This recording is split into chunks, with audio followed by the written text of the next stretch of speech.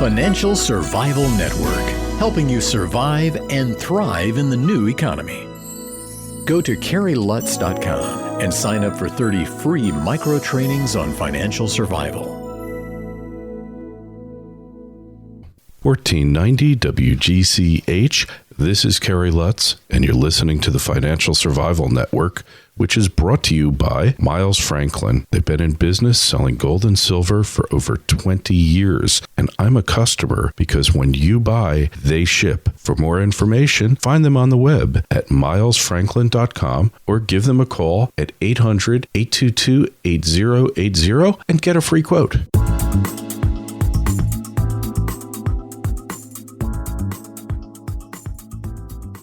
Welcome back. On the Financial Survival Network, we're always keeping our eyes open for ways to help you get through the new economy. Recently, I read a book, What Everybody is Saying. It was a fascinating look at nonverbal communication by a professional and a major student of the field, former FBI Special Agent and author Joe Navarro.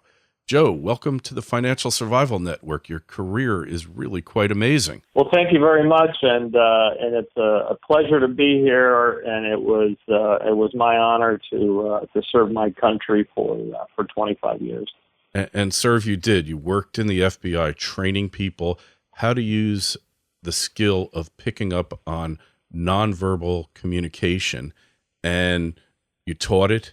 It's just pretty amazing, and this book is really a great job you did on it. It has so many useful tools in it. And let me ask you, in your view, what's the most important reason to be able to read nonverbal signals and language? Well, that's a great question, and it's one that is profound because so much of what we do every day is based on nonverbal communications. And we define nonverbals as anything that communicates a message or a sentiment, but is not a word.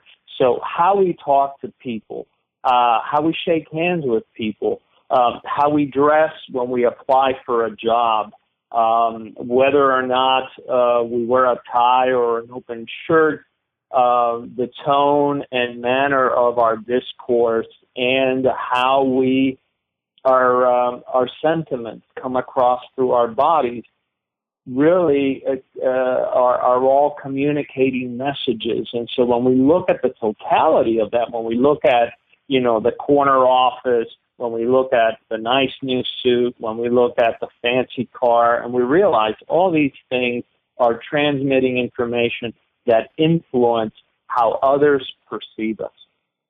Right. And you get hired by businesses a lot as a consultant. What's the primary reason they would hire you? The primary reason is that where all things are now almost equal. And by that I mean all banks are now up against and have always been up against the same prime lending rate.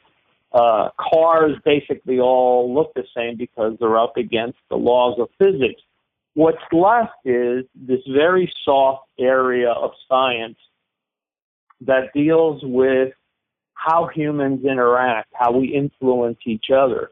And what's left is really based on nonverbal communication, how we can communicate more effectively, how we can interpret what others are saying, and how we can anticipate the needs, wants, and desires of others. And so really what companies are realizing is that what's left, they've done everything else right. They've got computers doing all their major thinking for them, is the human element is really based on nonverbal communication. And interesting. So in a way, it's a game of poker, and you've also worked with poker players, right? I have, and it's very much like poker. Poker is a game of observation and making skilled decisions. And in business, it's basically the same thing. I mean, people ask me, well, you transitioned from being an FBI agent to being in the business world. How did you do that? And I said, very easily. We're dealing with the same brain. And that brain is constantly assessing the world around us and trying to interpret that world And it's no different whether I'm interviewing someone or two poker players are playing head-to-head, or you're sitting across from another person and you're trying to negotiate the best deal. Yeah, and in the book, you mentioned a story where you were hired, brought on by a company. They were working with some shipping repair company, and as they're going down the contract, you're watching the other party very closely, and you picked up on a signal there, didn't you?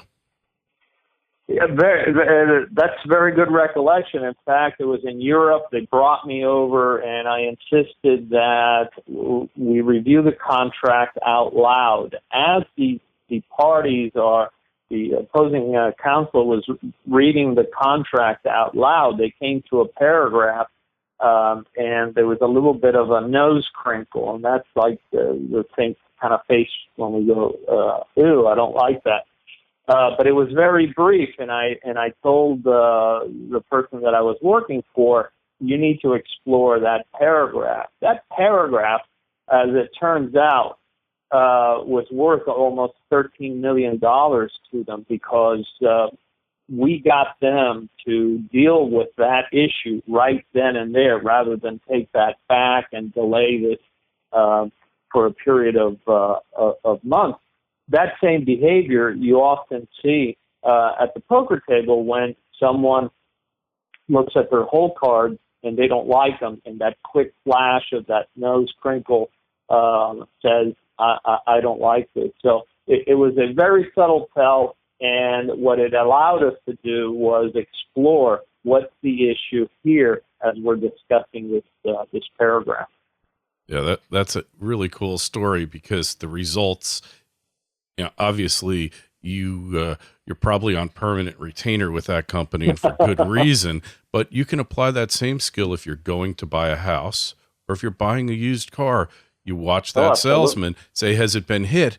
And when he brings up his hand, like you said, a blocking behavior, he blocks his eyes, you better look at that Carfax real carefully and have that car inspected.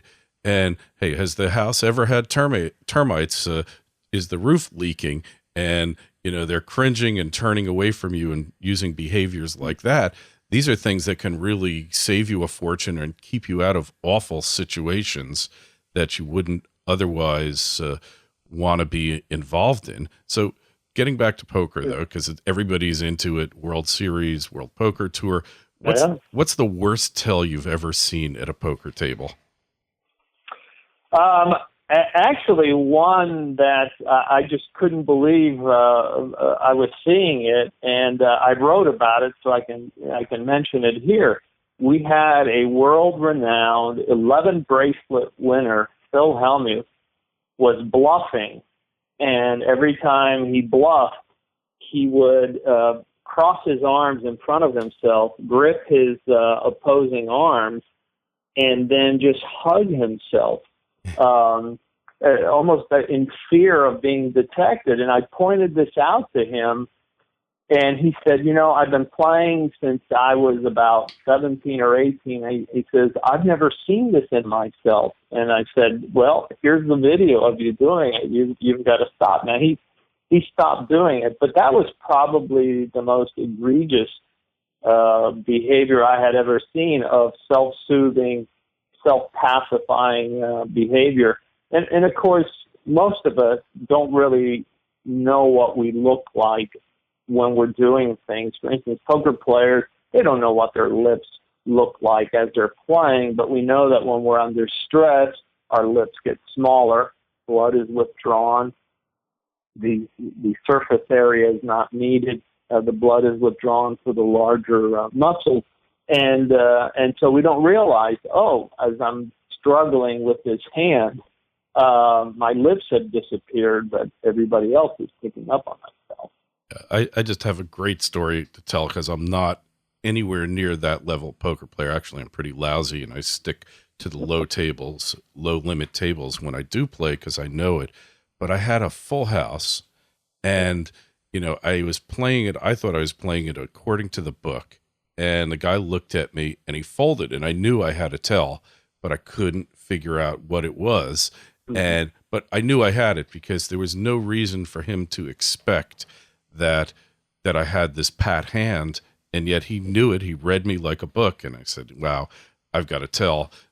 I can't really play for any kind of money till I figure out what it is." Yeah. But Well, and the funny thing is, it could have been any number of things. It could have been that maybe you sat a little higher. It could have been that the orbits of your eyes relaxed a little more. You may have, in fact, increased your breathing rate because you were excited. Something you may not even have noticed. Maybe your thumbs stood up a little higher. These gravity-defying behaviors, we don't notice them, but they're very much indicative of positive emotions. And of course, you had a great hand, so positive emotions would have been underlying many or some of these behaviors. yeah, I'm sure maybe my cheeks got a little flushed because the blood started Yeah. flowing, and who knows? But I realized that I was made, and after that, I just cashed in because I knew that I was playing at a table with people a lot better than me. As far as the transferability of these skills, do you think anyone can learn how to use these skills, or do you need a certain type of ability to actually do it? Well, that's a good question. I firmly believe it's more of a matter of desire. I think most people can enhance their skills. I guess now having, I started training FBI agents in the early 80s, 84. I've probably trained in excess of, especially now since I've retired, in excess of 20,000, 30,000 people in 3 decades. And I would have to say that the critical issue is one of dedication. If you dedicate yourself to learn these things, and I've worked with a lot of pros who need to know this stuff, and so they dedicate themselves to it, they can improve themselves. But I've done it with business people and other people who see the benefit and the efficacy of this. And they persist and they use it, they implement it in their own lives. Just literally last Saturday, I got an email from a person I had trained about 5 years ago in London.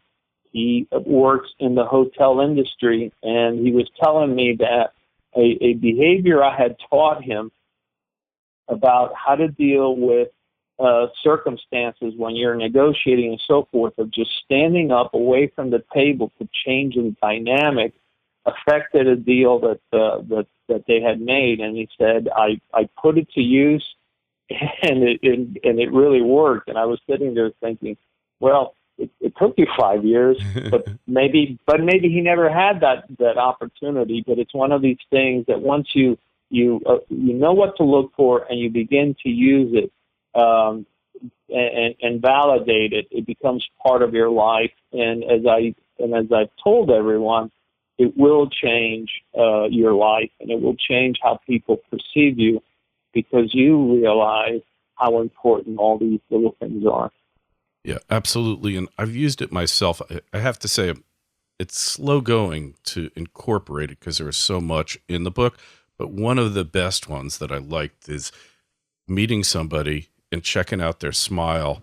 And if they're only smiling with their mouth and not with their eyes, then, you know they're not really that thrilled to meet you, or they're just going through the motions. That was a real help. And one thing for a kid getting out of school, getting out of college, they're going to go interviewing at a lot of positions, especially now with the economy so bad. What's the best advice you can give them to project the proper image and not project like desperation through their body language, their nonverbal? Yeah, good question. This is probably, I get about 60 or 70 emails a week, and this is probably one of the big areas. And I say this, if you're just getting out of high school or you're getting out of college, number one is, and most people don't do this, is rehearse what you're going to say. Think about what people will ask you and rehearse it. And the second thing is try to find someone that you admire. You admire their body language, you admire their manners and so forth, and copy that, emulate it. Obviously, these people have influenced you. They'll probably influence others, and sometimes it's useful to copy the behaviors of these other people. And third, and this may sound ridiculous, but I probably wouldn't have had to have given this advice 20 years ago. The first time you go out to do an interview should not be the first day that you wear a suit. And this is both for men and women. And oftentimes you see people going in to do an interview. They've never wore a business suit before, and they look like a little kid in a suit that doesn't fit. The sleeves come down below the thumb, and they just look like little social aardvarks, and they're uncomfortable in their own clothes, and they make everybody else uncomfortable because they've never worn these clothes. And the same thing goes with women who have worn T-shirts and jeans to class all for 4 years. Now they graduate. Now they're in a business suit, and they don't know what to make of it. They don't wear high-heeled shoes and so forth. And so just be aware of that. And of course, not all jobs require that, but it just certainly stands out. But no matter what job you are prepared to go into, is you really want to rehearse what you want to say. That alone will give you confidence. And the other thing, and I find this interesting, when he was in Tampa, I interviewed one of the founders of Zappos, and one of the things that they do when they do interviews, they go out and actually talk to the staff that interacted with these applicants and said, when they came in, how did they treat you? Wow. Because they want to have a good working relationship amongst everybody. And it goes in line with what I always say, and I've tweeted about this and written about it, that the true measure of a person is how they treat those that can't do anything for them. It's easy to be nice to the people that can do something for you. But the true measure of a person is how you treat those that can't do anything for you. A lot of employers now realize that's the kind of people they want on board, because harmony in the workplace is a key to success. That is really a great point. Somebody I knew used to say, go out with somebody you think they're a great person and watch how they treat the wait staff at a restaurant. And if they don't treat them the way they want to be treated, with deference and respect and no contempt or looking down, condescension, then you know that person really is humble and, somebody of substance. But if they abuse people in a lower position, whatever the position is, then you really need to think about your associations. Now, one other thing, and this is my own little insight, and I want to explore it with you. After reading the book, and you mentioned the point about steepling your hands like in a prayer kind of position and your thumbs are out, I found that if I was feeling a little, if I was lacking a little bit of confidence in a meeting, or I was in a situation where my confidence, I felt a little insecure, if I went and put my hands into that steeple position, it triggered a confidence feeling in myself. So what about the concept of using a lot of these nonverbal cues intentionally to trigger more confidence or the feelings that you want? Have you ever explored that by any chance? That's a great comment, and in fact, other people have done this. There's a number of clinicians who, going back to the late 70s, were saying that if you tell a person to just to walk more upright, to look up rather than down, to change their behaviors, that this actually affects psychologically how they feel. Paul Ekman, who's done a lot of research, has also found that this is true. It is not surprising to me that by doing gravity-defying behaviors, or by, as you said, doing the steeple, which is basically you bring your fingertips and thumbs together and you spread them wide, that it makes you feel confident. We see this with confident individuals. Now, here's what's interesting. When we study children who were born blind, when they talk to other children who were born blind, they've never seen this behavior, and yet they will steeple when they're confidently saying something like, no, my birthday's tomorrow, and they steeple. They've never seen this behavior. This means that these behaviors are part of our paleo circuit. They're millions of years old. It serves a purpose, and obviously this is why we see it around the world in all cultures. Yeah, it's pretty amazing. It's a universal language, and I just seen it. I've tried it. Like it's that old thing, when you're smiling, the whole world smiles with you. So if you're feeling a little down, think of something more cheerful, happier, smile, and all of a sudden the burdens of life kind of get lifted from your shoulders for a bit, and that's what nonverbals do. So the only other thing I want to mention is, if I had purchased your book, How to Recognize a Borderline Personality, I probably wouldn't have gotten married the second time. Well, I wrote, as you know, I wrote a series of very short booklets on personality disorders, and I did that because I found that in the psychology arena, there was a lot of hesitation on the part of clinicians to sort of, in a very quick way, articulate what are the behaviors that at a minimum should say to you, there are issues here that will not go away, that these personalities may be problematic or toxic, and that you should be aware. And so I looked at the borderline and the psychopath and so forth as fair warning, really to prevent people from being victimized psychologically or even physically or financially. Yeah, well, I found it, but it was a little too late. Joe, hey, thanks so much for being on. And if people want to find out more about you, obviously your book's on Amazon, but you've got a lot of tapes, you've got courses. Where would they go?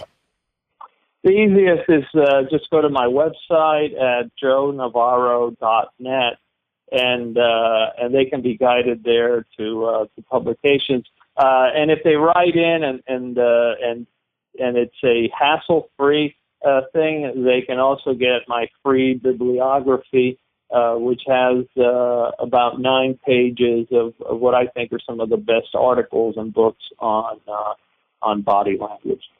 Hey, it's been a pleasure having you on here, Joe. This is like a lot of times dealing with economics, we're in abstractions, we're in trying to read markets, but here's information that can really make a difference in how you interact with the world, how you can keep out of trouble, and how you can go through the right path and avoid a lot of life's ills. So we thank you for that. And I could go on with you all day because it's such a fascinating topic. And I'm an inherent people watcher. I like, psychology, and I like to try to imagine what people are thinking. And this is just a really fascinating area. So thanks again for being on. And we will definitely have you on in another month or two as a follow-up with some questions from listeners as well. That'll be my pleasure, and thank you for having me. A pleasure.